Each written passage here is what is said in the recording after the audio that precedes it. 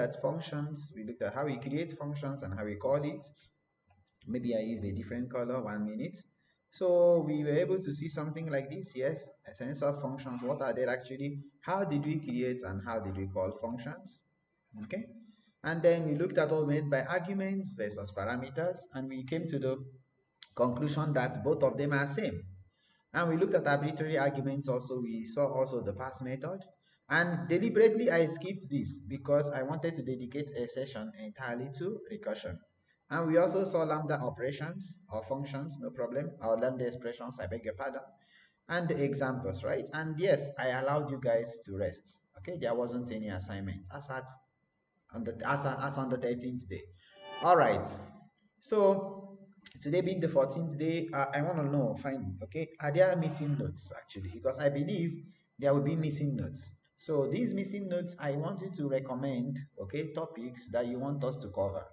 For example, maybe you didn't understand something about anonymous functions or lambda expressions, okay, lambda functions. If you didn't understand that concept properly, feel free to let me know, okay?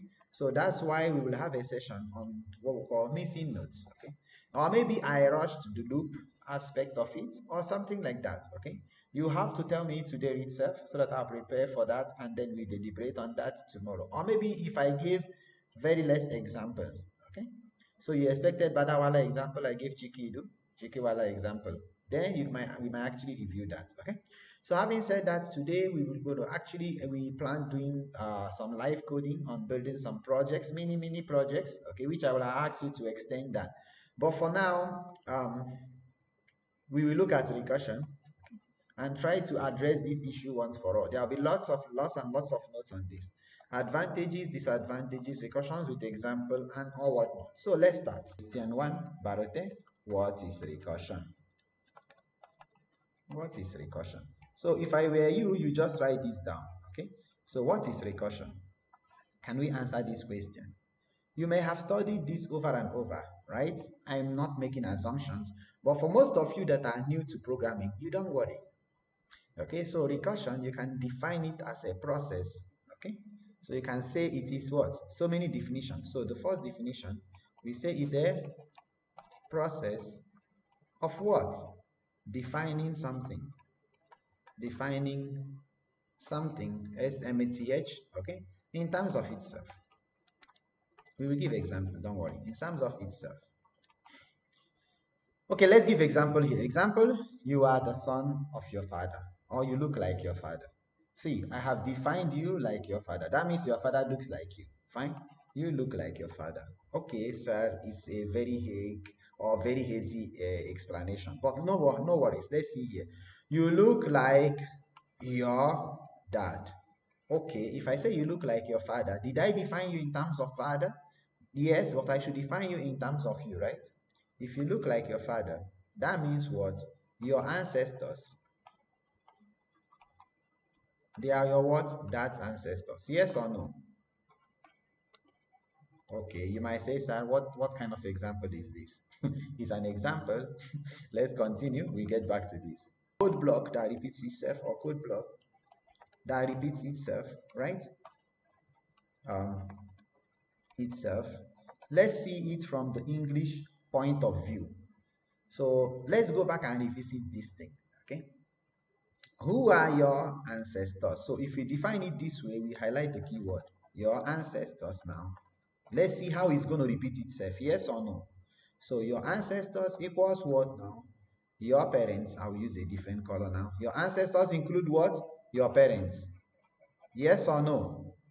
Okay, my parents are not my ancestors. My ancestors are my forefathers. Don't worry. Plus what? Your parents' ancestors. At least this repeated itself now, right? Ancestors. Did you agree now? That means ancestor is defined in terms of ancestor. Fine. So we will get back to a simple program now. Before that, let's see visualize how this program calls itself. Can we do? Excuse me. Can we do that? Okay. Example now. So we've got a literal meaning of that. So let's take an example. Pythonic example. Okay.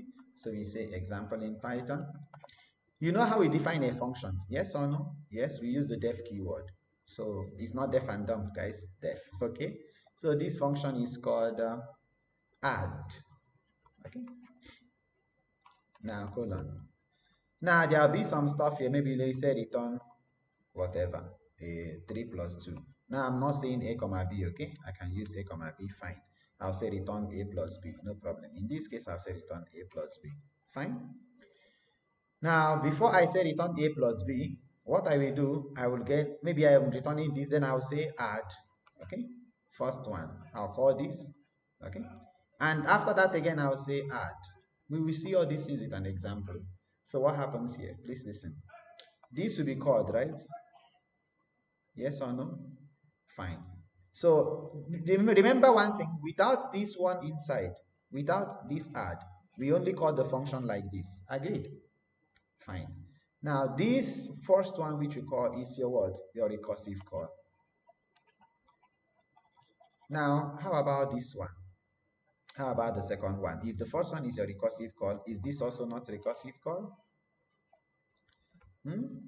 It's also recursive call. Yes or no? So this first calls and again this one calls. And we're going to see kind of practical implementation actually, okay? And there are lots and lots of examples here that will make you to understand this better.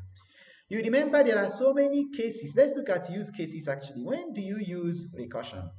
I'm looking at this now. So based on whatever we've seen, so when do you use recursion? Before you answer that question, you should think whether there are actually advantages or whether there are benefits, right? So are there advantages of using recursion? Advantages of recursion. Less number of codes. Okay, again, that points to readability because we have what? Less number of codes. Less number of code blocks. Okay, so which translates again to what? Readability. Fine. Let's look at the merits or disadvantages now. Fine. If you're looking at this now, we know that one thing here is this, okay?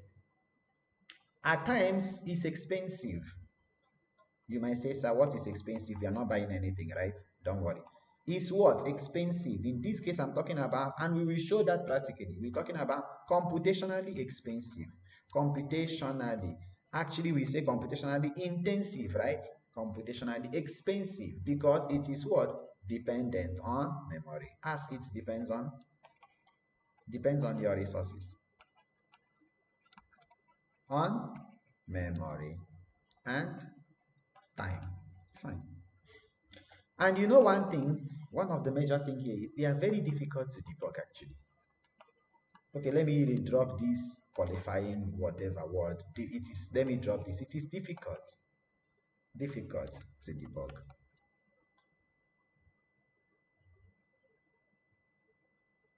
Okay, difficult to debug.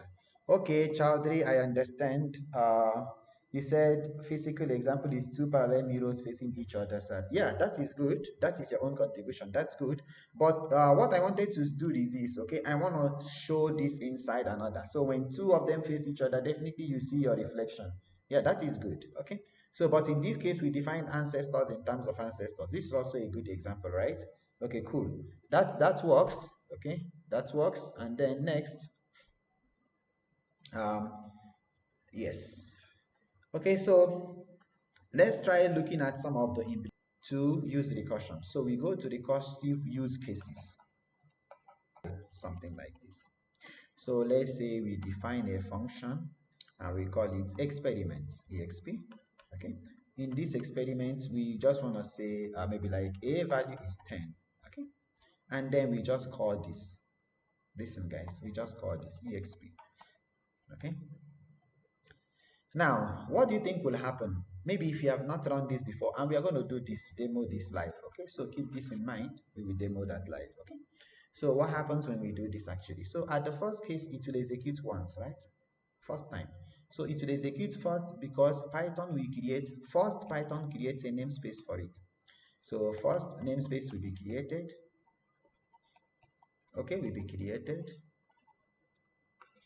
And then Python, I'm going to show you visualization, okay, of how this works. And then Python assigns this, what? The value 10 to the variable a. Yes, second assignment happens. assignment. That means what? Value 10 to variable a. Now, this function we now call it what? Repeatedly, right? Now, so you see the problem here with this is this, okay? As you keep running this, please listen, it will never terminate. So why don't I show you something here? Remember this function, okay? So let's go and execute this now. So for that, I know maybe some of you are using Python online compiler. So there is this one you call, I think it's called Python tutor, Tutor, I think, one nimisha, or Python tutor, yes, okay? So let's visualize this, okay? Because this is going to give us something. And please look here, you can, though it is, please look here, visualize code execution, you can write in Python or Java or C or C++ or JavaScript and Ruby. So if you are doing anything on PHP, I don't think this is the best place for you. So we spoke about namespace and things like that. So let's see what happens here. And by the way, you can actually use it for any type of code. Okay, you can use it to run your Python code. All right. So quick studies here before we start. Many a times actually, I wanted to, okay, many a times we might want to know, okay, whether there is actually a limit to this. Why didn't I get that? 1 minute, guys. Because I wanted this actually run and it should run infinitely. 1 minute. I'll just push this inside some more. Let me visualize this. No, it should run until it runs out of memory. That was actually what I wanted to do. Okay, I will do one thing here. I will edit this code and I will say here, I will just call this add, okay? And then I will go back here and then I'll call this again. I'll say add. Fine, let's visualize this. Yes. Okay, so this is what I want to do. Okay, another example. Please look here, guys.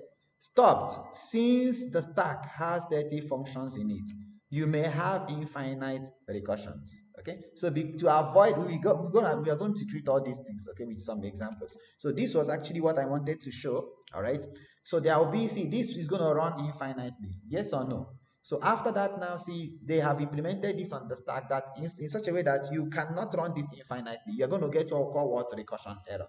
Okay, so you might actually look this up. What is this recursion error? Okay, what is it actually? Okay, so you can see again, it points us to what? Stack Overflow. I am new to Python. I have graduated in mechanical engineering, so I have no theoretical whatever. So see something like this. So this code was executed and the program is failing, telling us what? Maximum recursion depth exceeded. Why? Pickling an object. Okay, so there is no problem when I execute this code. Why? Please look here. Please look here. See the indentation, right? So this will always be true, right? No worries. So it will print this. Literally, we're going to run into infinite loop. So it says here you can actually, okay, this second question, who addressed this? Nobody. I don't know. I didn't like this anyway. They did not address this actually. So I'm going to show you something that we can actually check the maximum allotted what do you call it, function calls that this can make, okay? And we can actually see, okay, maximum limit it will accept.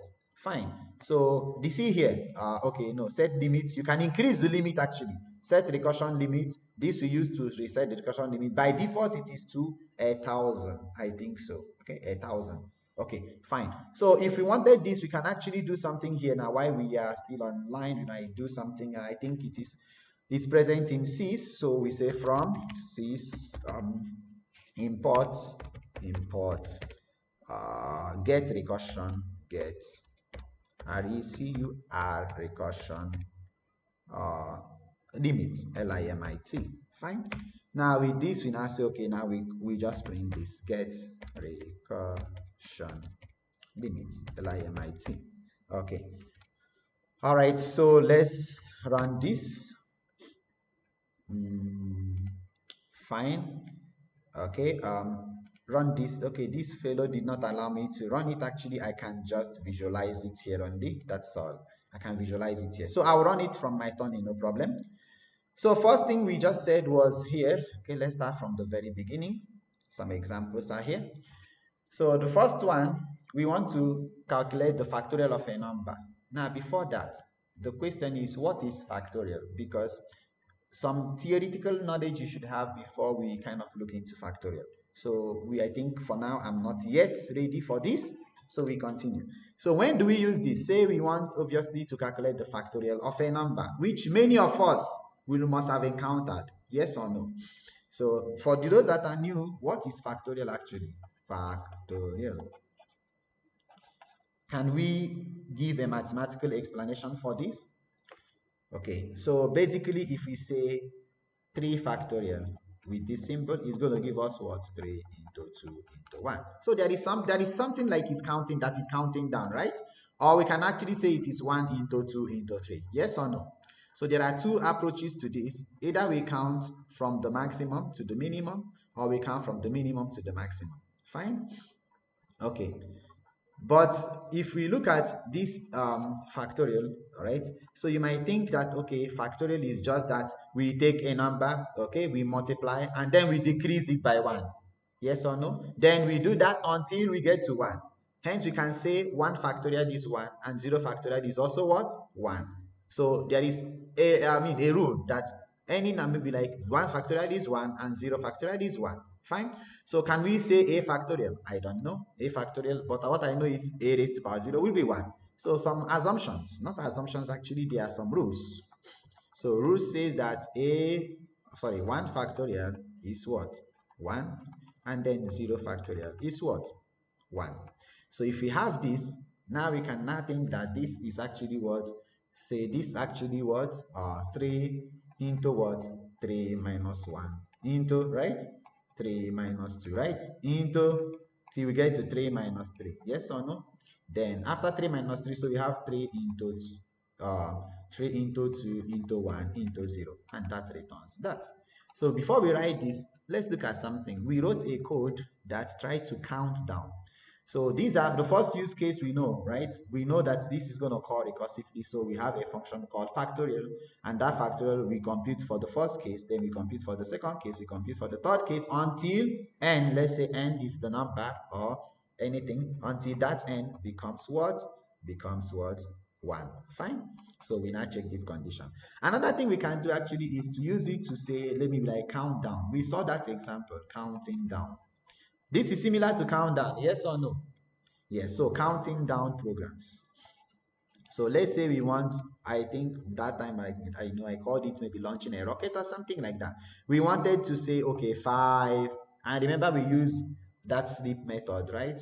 To delay it. 5, 4, 3, 2, 1, go, something like that, okay? Fine. So this also is a case in which we can actually use what? Recursion. So maybe we defined how would the program look like. We defined some program which we call maybe countdown, anything.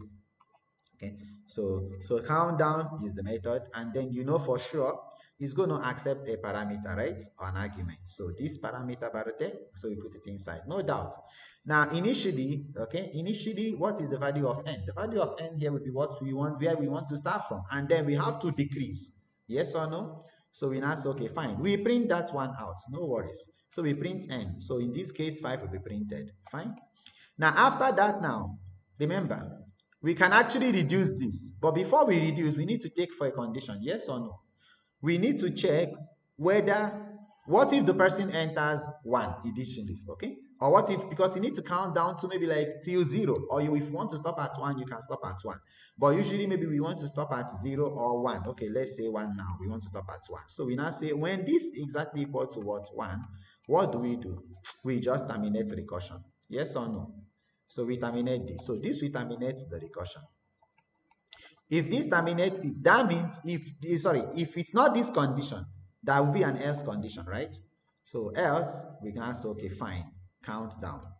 Okay, we call this now method or this function recursively. We now say, okay, count down. Then we are decreasing, yes or no? N minus 1. Okay, so this is our recursive call. Now, recursive call. But if we write this, actually, we might not get anything. So we have to kind of, okay, now say, okay, fine. We now call this by passing what? 5 into it. Because for now, nothing is inside, right? Count down. And we say 5. Done? All right. So this is one case, okay? Now we have seen that, and we can actually rewrite this using your what? Without using this method also. You can actually do it without recursive approach? Yes or no? So okay, let's stick to recursion for now. But most times you see, we compare these two guys. Please look at this. Can we write this actually using while loop? Can we compare these two? Okay, same thing, method header is the same. Okay, now what we do now is, okay, while say maybe n is greater than maybe equal to 0. Okay, please listen. Now we print this. We print what? N. Fine. And then what do we have to do? We have to decrease the value of n, right? Until it becomes 0, right? Fine. Then we now say n is equal to n minus 1. No problem. And then we have to call countdown with this. Count down. So if you watch here, say maybe 5. If you watch here, this looks readable. Yes or no? And easy to debug. Readable and easy to debug. But whereas this looks confusing kind of, especially if you are starting out programming. Confusing. Wait, am I making sense, guys? Are you able to understand? This can also be done without using recursion. Okay? But in these two approaches, which one did you find easy? Which one did you find easy? Okay, why don't we do something here? Okay, so let me just run this now and maybe it will make more sense. Okay, so let me start with this first. So for now, what did we say we're going to do? Let's implement the recursive approach, right? So what we do quickly, we say we say count down, okay? Count down. Now, we know we're going to pass an argument into it. We passed an argument into it, no worries. And then here we say, okay, fine. Initially print this guy, fine. Now, whatever the value of n is, we print that. Now we now take, okay, fine. If this n is equal to, has it become 0? If it has become 0, we need to come out of it, right? Fine, we come out of it, delete trn. Otherwise, what we have to do is, we now call this function. Now remember here, guys, yes, colon, okay? So we now call this countdown, fine. And now we have to say, okay, n minus 1, fine. Now this is fine, even if I say count down here without wrapping it in the print statement, okay, because I remember somebody was like, Sassy, if I do like this, please listen, and run this, nothing I will get at the output. Okay, this guy came actually, fine. But usually in most cases, you will not get anything here because you didn't wrap it around print statement. All right, blocking your view. Look here, guys. So this works fine, but in some cases, if you didn't wrap it around print statement, it will not work. Okay. So what I will do in that case is I will just come here, I will just call it from the interpreter itself. I'll say, okay, fine. Okay, done. Now I will get this. No worries. Now this is our basic example of this one. Okay, and then we said, okay, fine. Let's try to implement this as you're looking at it here. Let's try to implement it using while loop. And after some time, we start timing both of the operations and see which one actually executes faster. Okay, and which one takes more time. So what is the other way we can do this? We said this is fine. Okay, the same header is fine. So I'm going to copy this still here. No worries. Now this is fine. I paste this guy here, fine. What did we do next? So we say while n is greater than what? What was that? Equal to 0, fine. Sorry, yeah, 0, okay. If this holds true, what I'm going to do now, I will just print the value of n. Fine, I print that value. So once this happens, now I need to decrease it. n now minus, now please look here, minus equal 1. I believe you understand this shorthand operator, right? Fine. Now with this now, I'm going to say, okay, fine, countdown, countdown, and then the same argument only I will pass into it. Fine. Now I'm going to run this. Fine. So you see again, okay, same thing barote. Fine. Okay. Now let's look at this your factorial then. Okay, because that is the first program in my turning. Now guys, I hope you are able to follow whatever I'm explaining. Now, maybe we can actually visualize the execution of this code. Please listen. How many calls will this make before it prints this? So let's get back to the online compiler, this guy. Okay. And then I'm going to put it here. All right. So let's visualize execution now. Okay. So click on visualize execution. Now, please watch, guys. It will take some seconds. Now, there are about 23 steps. Please look here. Just that alone. It's not that easy because of while loop. Please look here. 23 steps will be there. Take note of this. Now what I will do, I will edit this for now and then paste in the what? The recursive function. Okay. So there are 23 here. I deleted that. I left that for now. Let's look at the recursive one. Go back there and just paste here.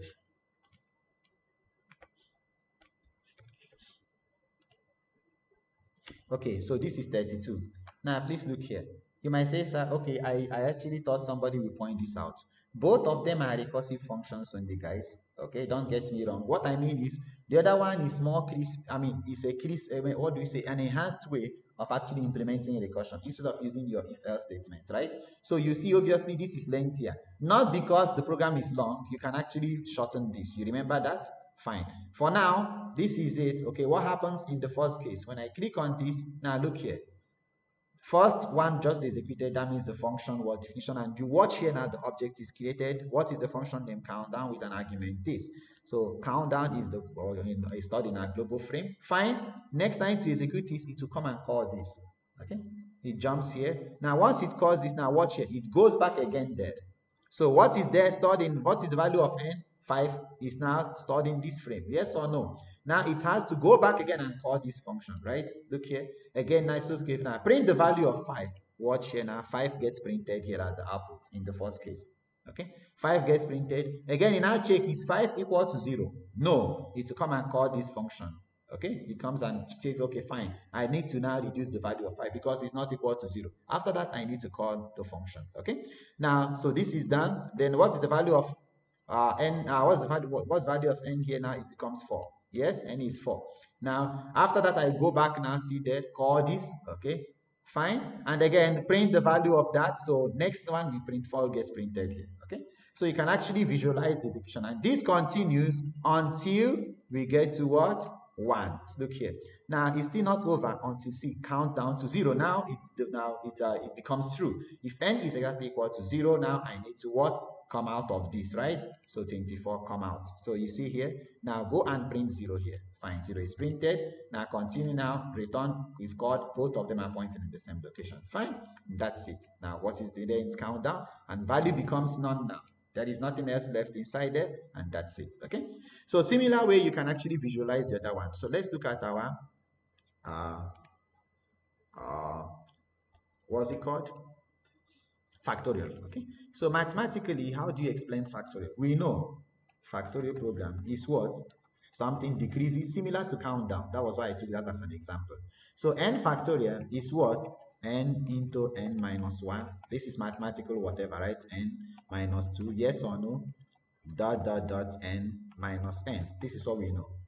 That means that this can be rewritten, it can be rewritten as, can this be equivalent to, or this equates to, we say n factorial is now equal to what? N as it goes from what? We know, right? It will be 1. N factorial will be 1, right? For what? For every value of n which is what? 0 or what? 1. Agreed? Yes or no? Because we said 0 factorial is 1 and 1 factorial is 1, not 0. Okay, so this holds true. Otherwise, we have to call this n into what? N minus 1 factorial, right? So here, n into n minus what? 1 factorial. N into n minus 1 minus 1 minus 2 factorial. Like that. N into n minus 1 minus 1, like that. That is, this holds true for what? All value of n that is greater than what? Or equal to what? 2. Fine. So from 2 and above, we can use this. So if this holds true now, we now have to implement this. But before that, guys, please listen. Okay, I remember something when I had doubt with this. Okay, so let's say we want to check what is 3 factorial. Okay, so what is 3 factorial? 3 factorial is what? 3 into 2 into 1. Yes or no? Now, so what is 3 factorial? We can skip this abstracted level and say 3 factorial is 6. Yes? So first thing, we have what? 3 factorial, which evaluates to 3 into what? 3 minus 1, which is what? 3 into what? 2. So I'm going to highlight this guy now. So this becomes 2 factorial. Did you agree? Factorial. This becomes 2 factorial. If this holds true, then That means the next step will start from 2. Agreed. So we have to call this recursively now. It says, okay, fine. What is now 2 factorial? Okay. 2 factorial now equates to what? 2 times 1 factorial. This becomes 1 factorial. So what is this 1 factorial? This 1 factorial we call recursively. So we have 1 factorial. So 1 factorial now becomes what now? 1 into what? Or what? 1 into, I cannot say again 1 factorial. 1 into what? 1. Can you say 1 into 0? 1 factorial is 1. So n minus n factorial. Yes, exactly. That's the last concept. Okay, the last condition. N minus n, which is 1 into 1 minus 1 is 0, but we cannot evaluate this. Please listen. Once it reaches here, please listen. It will no longer evaluate like 1 into 1 minus 1, because if you say n minus n, that's why we are not saying n minus n, we say n into. Okay, so the last condition. But in this case, we have to check. Because if we continue like this, if we do 1 into 0, we are going to get 0. And this is not what we wanted, okay? So once we reach here now, we now stop and we return what? 1. Got the point? So fine. So once we return 1 now, so this will be returned back to the calling function. Yes or no? It will be returned back to this, and this will return back to this, and this will return back to that. And finally, we have 6, okay? So with this in mind now, let's just implement this in a more crispier way. Please listen. Can we try simulating kind of, what do you call that? Ternary operator. Ternary operator. We know for sure that Python does not support ternary operator, but we can use what? Remember, if statements, right? Yes, and we can also use classes also, and then I think in between also dictionary also, I think, okay, to implement ternary operator. So let's define this now quickly. So we say, okay, there is a function called factorial. So fact. So I don't want to use factorial now because factorial is actually present in the math method. You can say from math import factorial, and we say, I think that works. I will get back to that, but I think this works, guys. Let's just test out something quickly. So I can actually do this. I'll say from, look at the other screen, from math import factorial. Import factorial. So I will now say factorial of what? Maybe 3, right? Okay, let's say factorial of 3. I keep typing 4. Now, get exactly. So this is present already in the math method. This is not what I want us to do. Hence, I will hardly use the keyword factorial. Okay, I'll hardly use that factorial. So now I'm not calling it a keyword, actually it's a method. Fine, it's a method. You can see it here. Okay, it's present in the math library. So for now, this is fine. So let's go and run this. Okay. So what I want to do is I will just run this here and let's see. So this is what now our factorial program, right? So factorial program, say okay, factorial, fact. I'm writing type fast. Okay, factorial program, anything. Okay, fine. So we define it, we say def fact. Okay, I want to use fact for that, and then I'll say kn. If this holds true, then I will say return 1. Okay, if what holds true, n, is less than or equal to what? 1. I hope you got this concept now, because we don't want to go beyond this. Okay, so if it is less than or if it's equal to 1, in this case first it will be equal to 1, I will return that. I will return 1. Else, okay, what I should do, I will return what? N into what? Sorry, what? Fact of what? N minus 1. Agreed? Yes, n minus 1. So this holds true. Fine. Now I will now say, okay, fact of, say, 3. Fine. So if I say fact of 3, obviously I don't know whether this will print anything here. Now, so nothing gets printed. Okay, so because I did not wrap it around print statements. Okay, so that is the first option. Another option is you can actually print it from the console itself. So now if I run this now, okay, now you see 6 gets printed. All right, fine. So this is fine. You can also call it here and pass anything into it, right? So maybe say I want to get what is 6 factorial should be 720. Fine, 720. Done. I'm talking about this 720. Fine. All right, so let's look at some more examples. Maybe if there's anything that needs explanation, I will do. So one of the things we normally do is to visualize how this actually works. Now, if you look here, You know, we can actually try to debug this by using print statements in between. So for that, I have kept some couple of programs here. So I'm going to clear my console here now. And just in case if you're watching for the first time, I'm trying to show you various IDEs. So we have seen this one, right? Python tutor. Fine. We have seen another one here called Tony. This also I explained yesterday, okay? Developed by some University of Tartu in Estonia. Yes, close to Finland, I'm sure. And then we have seen also the ITLE, okay? And then from subsequent classes, maybe in between, I will start running the program in maybe PyCharm and other IDEs, okay? Fine. So for now, this is what we have, all right? Let's move ahead to some other thing now. So I'm going to start most of the programs here. So this we have seen, okay? We just ran the first one. Maybe if you just want to see it again. So we just did that, right? So the factorial of this is this, no doubt. So this is done. And we see that this actually is taking longer route, okay? Till it computes whatever the factorial of that number. So we have also seen the equivalent, the second version of it. So that was okay, so this testing this maximum depth of recursion, I just want to show that now. Okay, so let's test this out and comment out the rest. Fine, I think this is commented out quickly. Okay, I close this here. I'm going to close it here. Fine. Okay, now let's look at this, guys. So we want to know, right, the maximum depth before we kind of adjust this. Okay, so I defined a function, right, called recurse. Fine, called it here again and called it here. So testing out the maximum depth. Let's see. So when I press F5, just watch, guys. So this is running. Now you watch here. This error, let me zoom it. No, you cannot see that error actually. So if you look clearly here, you see I'm going to highlight it now. It says recursion error, maximum recursion depth exceeded. So what is the maximum depth? We'll get to that now. Okay, maximum depth is actually 1000. Okay, but can you adjust it? Yes. All right, so I will show you that now. So I'm going to close this now. I hope you saw that now. Fine. So what do we do now? Since we have actually exceeded the maximum depth, let's look at another way also of showing the maximum depth recursion. So this was the example I tried explaining that time. So this example, okay, 1 minute. Fine. So this is the example in which I tried, okay, fine, there will be a function, okay? So first pass, I don't know why that didn't work in that case. Let me see if it's going to work here now.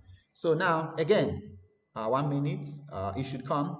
It should tell us maximum depth exceeded also. I'll clear this, I'll clear the console, and then I'm going to run this again, F5. Okay, sorry, I'll call it from here then, function. Okay. All right, so it's taking some time again, so you can see the error. Okay, so maximum depth exceeded. All right, so that means that definitely you can. I don't want to run out of memory. Yes or no? You say yes, sir, we can actually increase this, no doubt, increase it to 10,000 also, no problem, but there will be a limit to everything. Yes or no, guys? Okay, so instead of me to keep wasting time and wasting memory, I can actually implement this way. So this is fine. Now let's see, okay, the limit then. What is the limit? Because if it says maximum depth exceeded, okay, there must be a limit, right? So that you have to import it from sys, import that. Okay, I showed that previously, but let me just show you this again in the context of increasing this with set recursion. So get recursion is to show you the maximum limit, all right? And then set recursion will show that. Now, please listen, I'm printing in the console. So again, I have to copy this now and paste it here. Otherwise, I have to wrap it around print statement. Now you see here 1000, okay? So 1000 is there. So this is fine. So let me now increase this limit then. Because this is okay, I have exceeded that. Let me increase it now. Fine. Now to increase this, I now imported this. Okay, it's present in sys. What I did was set recursion limit was another method I added here. So set recursion limit is 2000. I have to call it back and see whether it has been set. Fine. So now run this. Fine. So it will not appear obviously until I again call this again, get recursion limit. Okay. Fine. I have set it to be 2000 now. Now I expect to see 2000 on the console and 2000 by the 10. Fine. All right. So one of the things you should understand many times is like, okay, this is the new one that is assigned. Hence, Can I run this program again? You got my point? So I'm going to run this test program to see whether it will accept this now, okay, or whether it will reject it also, okay. So I might get into an infinite loop. So what I will do, I will say I'll just run it here now, okay. Control V, I should be able to do that here. Press enter. No. Yes, again, maximum length exceeded, okay. So you see here, fine. Though I tried increasing it, but listen guys, though I tried increasing the what, the maximum depth or the depth, still recursion error will be there, all right, because obviously he knows that, see, these guys might see here, see, he's run out of space. Look here guys, see, he ran out of space, okay. So, and then if you see maximum recursion depth exceeded, fine. So entire thing is there. So I clear this console, no problem. So this is fine. And then we have said this, we have seen the limits, we have also altered the limits. Let's move to the next one. So this was the countdown program which I just ran there, so no need. Okay, this was it. I just no need also for me to rerun it again. And this was another way, right? Okay, some more concise way. And we actually saw that this was taking around 32 cores, and this was around 25, I think so. Okay, so you can also use a non-recursive way actually to use this, okay, and for comparison. So we've seen that this was 32, this was around 25. Let's run this on the Python tutor and then see what happens. Okay, so we go back online. Okay, I'm going to edit this code, then paste this guy here now, and let's visualize execution. Now you see this is 23. Can you see that? So obviously we expected this to take less time. Fine. And then will this give us, I hope I copied it there, I think so. So will this give us the same output? Obviously. Okay, so you can do this till you get 5, 4, 3, 2, 1. This is it. Okay, fine. 0, 5, 4, 3, 2, 1, 0. And the last one is the last step. Okay, 5, 4, 3, 2, 1, 0. Absolutely. All right, so this is fine, and I'm going to comment both out, and then we look at more examples. Okay, now this is our factorial, okay, which I just showed now. All right, let's compute 10 factorial. Who knows what 10 factorial is? I don't know. Fine. And then why I actually came here is I said after this we have to make it readable by debugging it with print and format statement. In case if you've forgotten this, okay, I am not sure actually I treated it, but I will check. Okay, otherwise we will revisit it. So this is what we have. Please pay attention. What is 10 factorial? Who knows? So I have to call factorial of 10. No worries. Now factorial of 10 is some very large number. How do you pronounce it? 3,028,800. So you call it 36,28,800. Fine. All right, so this is fine. And then we can actually now check. Okay, let's visualize this stuff actually. What happens when every of them is called? So to use statement, let's use print statement to make this more readable. In this case, let me call a factorial of a smaller number. I hope you understood why I'm doing that. So we must stay here, okay, for life. So we are going to use this format specifier. We want to say factorial called with n equal 4. Okay, so this is the format. So we are taking for integer value. Okay, f in front of whatever you're going to print, and you say okay, n equal 4. After that, return value of this. Okay, so this increases. So after this is called now, n return value will be what now? What will be there? Okay, so we'll just run this and you see what I'm going to show you now. So look here, initially it says factorial what called with n equal 4. After it calls with n equal 4, now look here, factorial called with n equals 3. Yes, called with n equals 2, called with n equals 1. So factorial of what? 1 returns what? 1. Factorial of 2 returns what? 2. 3 returns 6. 4 returns what? 24. And finally, the output was 24. Okay, fine. Okay, so this is one thing. Let's look at other more examples. Okay, actually not one thing, but yeah, anyway. So now the thing where is okay, you might ask, see, in some interviews they will say, okay, can you implement recursion? Now you can implement recursion in various ways. So we've seen recursion, okay, using for loop, we've seen using while loop, we've seen using if loop, if it's not a loop, by the way, we've seen using if sequences or statements as you call it.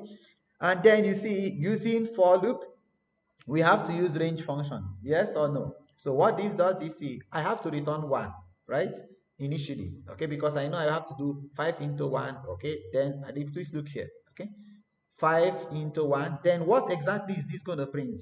Can you guess? Can you guess, guys? What do you think this will print? Okay, I called it factorial, but still, if you look at this code, okay, initially, I'm not including one because I know for sure anytime if I multiply, if I check one factorial, it's going to give me one only. Fine. So I start from 2 to what? The last number, right? Okay. And then I have to return multiply that by the I value. I'm moving through here. Okay. And like this will give me 1 into 2 into 3 into 4 into 5. And then I'm going to return the output. That is the return value because here I'm adding both of them together and finally I will return it. Okay. So this is another way also of implementing this, and definitely I will not get that until I wrap it around the print statement. I do this, fine, I'll get 120, fine, which is 5 factorial. Now, we've seen the concept of lambda expressions, which we saw, and we call it what? Anonymous function. So anonymous function is used when we want to maybe like the scope to be limited in line. So if that is the case, can we use anonymous function in this case? Yes. So yes, we use that, and then again, using same example so that you'll be able to understand whichever suits you, you can actually use that. So we use this here, fine. Now the funny part is this, please look here. This is similar to my what? Ternary operator, okay? But we are imported, I used a method called reduce. So you might say, okay, fine, why are you actually using this reduce now, okay? So to make it actually more crisp, okay, and easy for you to follow, you cannot implement each and every method, right? You got the concept without inbuilt method, obviously we have implemented this.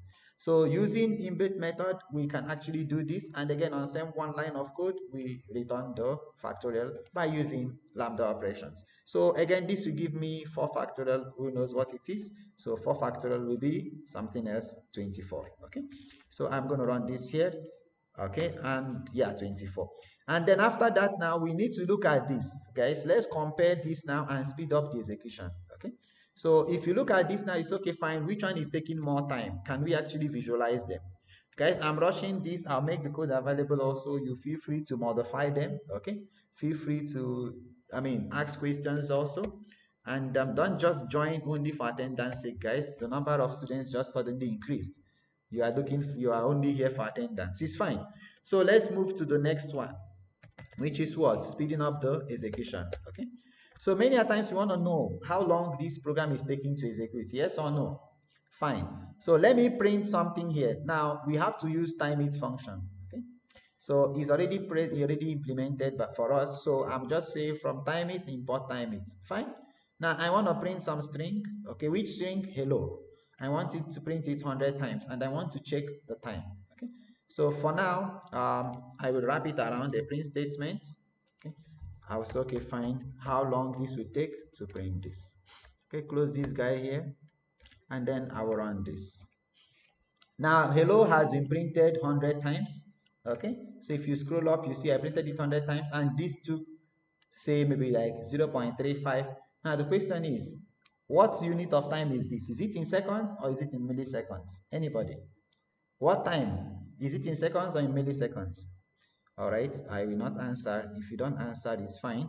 So this is fine, okay? So this is what we've seen, 0.35. I'll leave it there. And let's now try the same thing, okay?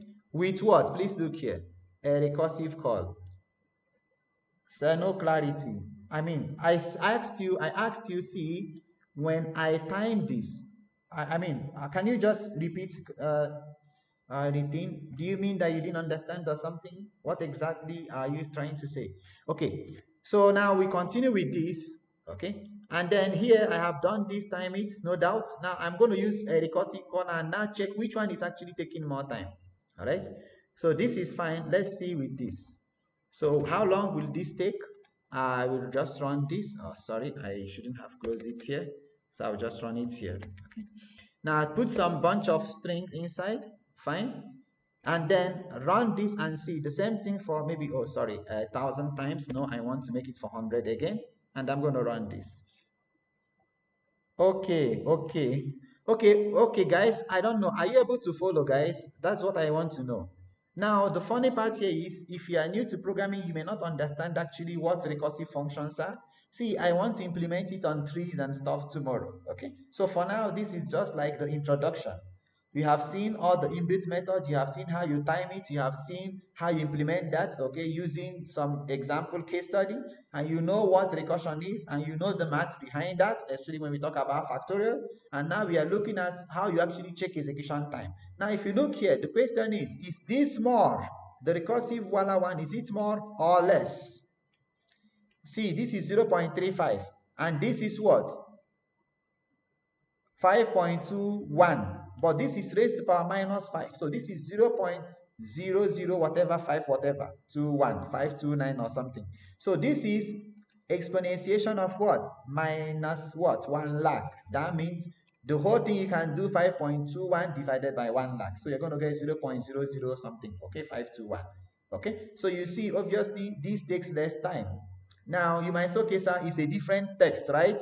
I only printed some hello, and then here I'm actually printing some bunch of text. So who knows, though this bunch of text, okay, is actually larger, okay? But this was only hello, right? Is a string, only hello, okay? The string, I printed it 100 times. So obviously I expected this one actually to take lesser time. So because of that, now I'm going to print similar thing with another one, okay? Using the iterative implementation of the same recursive function, okay? Now, what I will do here is I'm going to just comment this guy out now and then work on this, okay? This is fine. Oh, sorry, I needed this. This is fine here.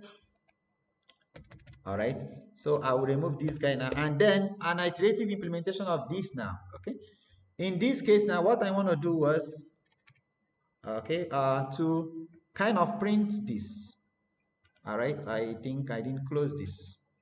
1 minute. Okay, this is fine, this is fine. All right, I can understand what happened here now. So I'm going to print the same thing, okay? Using the this iterative is fine. I'll print this again, okay? So this one, I need to run it in a different compiler now, okay? And compare the time. Now here, paste it there, and just check. All right. So from timeit, I'm importing that, and then I'm printing, okay, yeah. So this will actually take more time. I will just print in the same console. No, okay, invalid syntax on line 120. Yes, that's fine.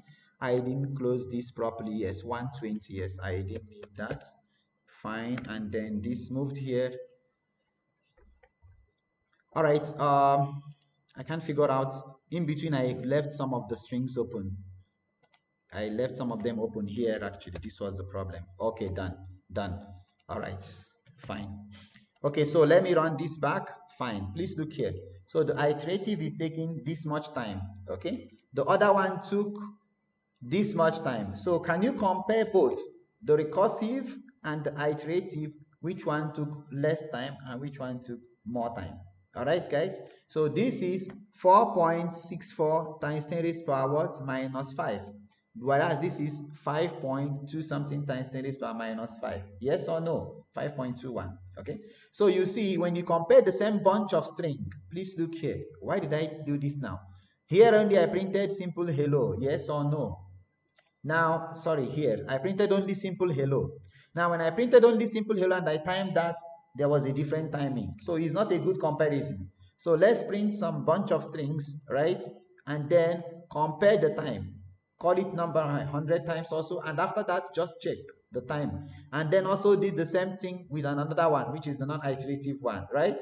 And that actually works. So we now see that in between, which one now? The funny part is this, okay, guys? If you run this couple of times, you might be getting different timings. So that again is based on the implementation of this timeit function. Okay, many a times it depends on your GPU, sorry, CPU this time, not your GPU, please. Okay, and then it also depends on maybe like maybe the structure in which maybe I think maybe it's not necessarily dependent, but what I want you to do, guys, run this couple of times and see if you're going to get the same time. Example, this I just did, right? I'm going to run this again. I'm going to run it again. Okay, let's see what we're going to get now. Fine. So I run this next time, same thing, and let's see what happens. So you see 0.457. You see it has increased now. Now again, if I run it again, So you see 0.471 stuff. So it's not guaranteed actually after the third decimal place. Okay, guys? So maybe fourth decimal place or something like that. So why is it so? So I think it's all dependent on your computer or your system architecture. Now, the practical application of this is when you traverse a list. Okay. So I will only explain the concept, and tomorrow we implement this and work on some mini projects. You have learned enough that we can actually start building some real-time applications. Now, yes, I don't want to exaggerate. We are not building real-time applications, but some simple console-based applications. Okay. So what is that we are going to do? Next is this. So we've seen a couple of things about what? About um, recursive functions. Okay, recursive functions. So now next is what? How do we now traverse this? So moderators, you just give them attendance. They are already agitating. So now let's talk about what traversing. I will explain the math behind, sorry, the logic behind it, and then we stop for now. Traversing a nested list. Okay, so we know the concept of a list, obviously. List can be anything. It's kind of a sequence. Now it cannot be anything. It has to be a sequence only that can hold anything. Okay, so what is nested list now? Take an example of a list that contains names of students. These names of students, they say the first one is Amar. Now, after Amar, you can have another list. Yes or no, guys? But to make it look like nesting, what we do is we kind of, remember, guys, I showed this also before. You can actually write it on the next line. Agreed? So I'll say Swati. Okay. Now, this is Swati. Maybe next one, maybe I will say Danush. Something like that. Okay. Fine. Now you see how many braces are open? 1, 2, 3. Yes or no? Now inside this, inside Danush, maybe Danush last name is maybe like Danush Raj something. I don't know what I'm even writing. Fine. Take it. So this is fine. So I need to close this guy. Agreed? So I've closed Danush. This is similar thing as writing this way. So 1, 2, and 3. And this will hold Amar.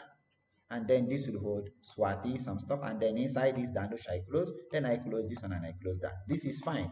Remember here we looked at list comprehension and flattening of a list. So to make it look like nesting is just telling you that we have a list inside a list. That's all. Fine. So this is closed. And maybe before we close this now, maybe like we say that Swati will be like Punit, something like that. That's name, Punit. Okay. And then that is that. Okay. We close this here. Fine. And then lastly, we now go and close. Maybe Amar doesn't have any last name. I mean, okay, this boy. So he doesn't have a last name. Now, if you know this, right? Now you might not say, okay, fine.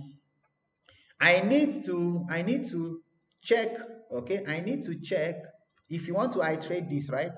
I need to check now which one, if I say names of. Now look here. This might look so confusing now. If I say names of 1, what should it return? What if I say names of 1 again 1, right? So when I say 1, I'm talking about the index location. Yes or no? Index. So this, since we know it is kind of a 2D list, okay, now the concept of 2D here is not that fine. Obviously it's multidimensional, right? So inside here, if I say names of 1, obviously it's going to return this. Everybody knows that this is 0. The question is, please listen, the question is, how can we actually implement this recursively such that, please listen, you know for sure I can actually use what? I can actually iterate through this using for loop. Agreed, guys? So I can actually use for loop and print all the items that are in that, no doubt. So the question is, how can I implement this recursively? Can I implement this recursively? And we start with this tomorrow. Can we implement recursively? Recursively. So yes, the answer is yes, no doubt. Now how? So you might say, okay, fine, give some function name, okay?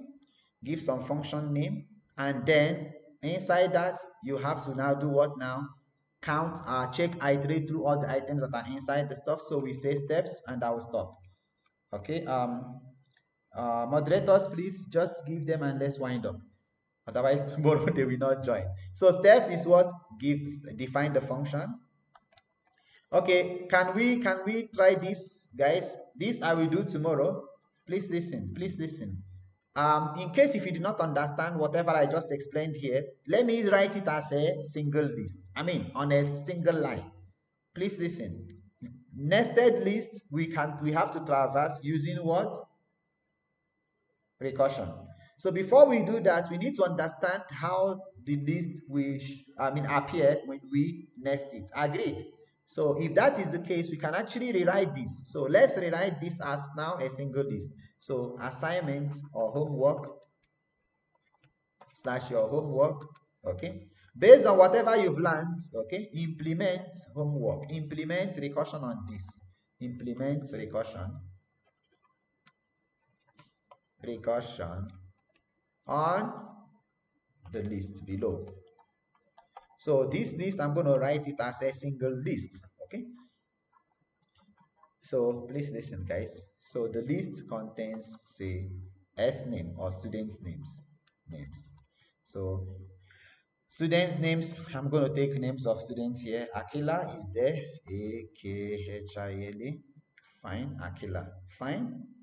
Please listen, comma. Then I have another person, Sashi is there, Sashi.